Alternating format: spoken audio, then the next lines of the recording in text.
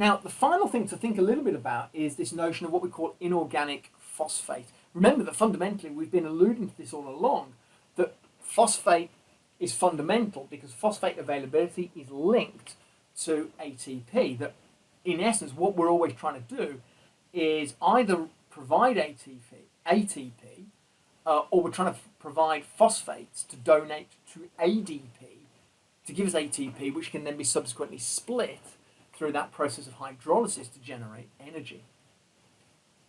Well, if we go back to this work from Westerbolt and colleagues, and they state this: we recently showed that genetically modified mice, completely lacking creatine kinase, so these are what are called knockout mice, they don't have this enzyme, in their skeletal muscles, so CK minus mice, provide a reasonable model to study the effects of increased phosphate. Creatine kinase catalyzes the transfer of high-energy phosphate groups between creatine, phosphate, and ATP. So remember that fundamentally, creatine kinase is the enzyme that runs that process by which creatine phosphate interacts with the enzyme. Remember, the enzyme doesn't end up in the output, but it interacts with the enzyme. You split phosphate from creatine phosphate, which gives us a free phosphate, which can be donated to ADP, and then leaves us with creatine.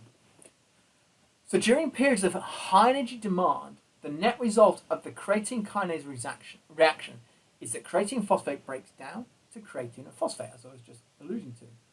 But ATP concentration remains almost constant, as we've seen in our previous slides, right? In almost all the slides, we've shown that despite the fact that creatine phosphate concentration decreases, the ATP concentration remains fairly constant. Fast-twitch skeletal muscle fibers of the creatine kinase knockout mouse. So these are the mice that don't have the enzyme that drives the reaction that allows us to split phosphate from creatine phosphate, display an increased myoplasmic phosphate concentration at rest. So in other words, they've just got more phosphate at rest. It's not on the creatine, attached to the creatine molecule. Why? Well, remember that fundamentally that creatine phosphate kinase reaction is reversible. It's reversible.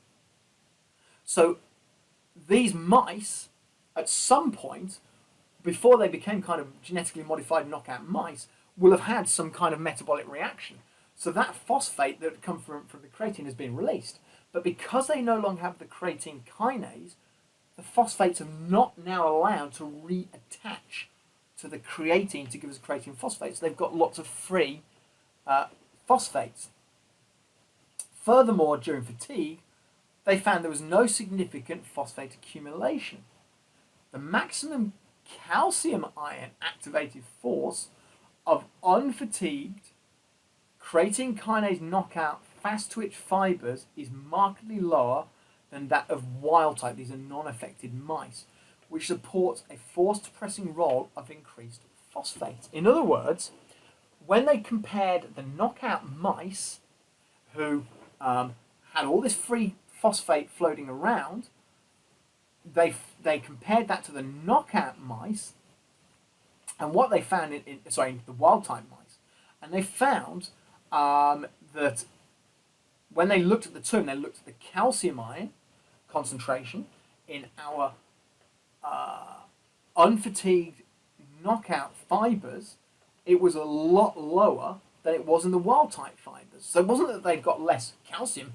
Their argument is they've got more free phosphate, and therefore their arguing is the free phosphate somehow becomes the fatiguing factor and contributing to the decrease in force output. And they kind of show us it here.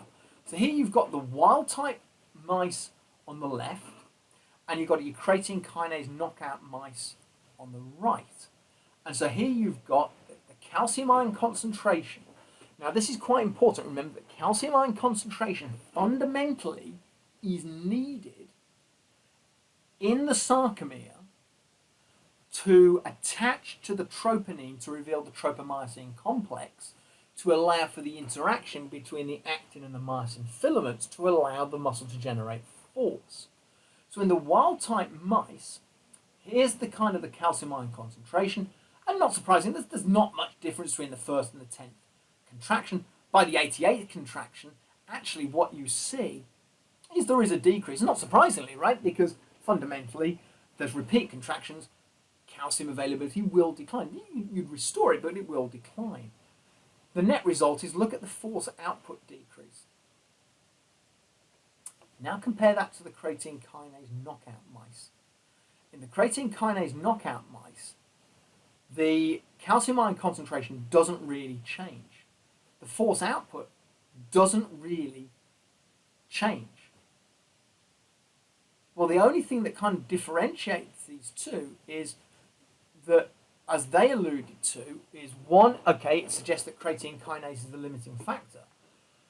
But their argument is, well, actually, the other thing that these mice have got is because they have got creatine kinase knocked out, they've got lots of phosphates floating around. And because they've got phosphates floating around, it's having a direct effect on this concentration. Look at the effect. The concentration of the creatine kinase is about the same for the first rep as it is for the 88th rep in our wild type mice. If you look at the force being produced for the first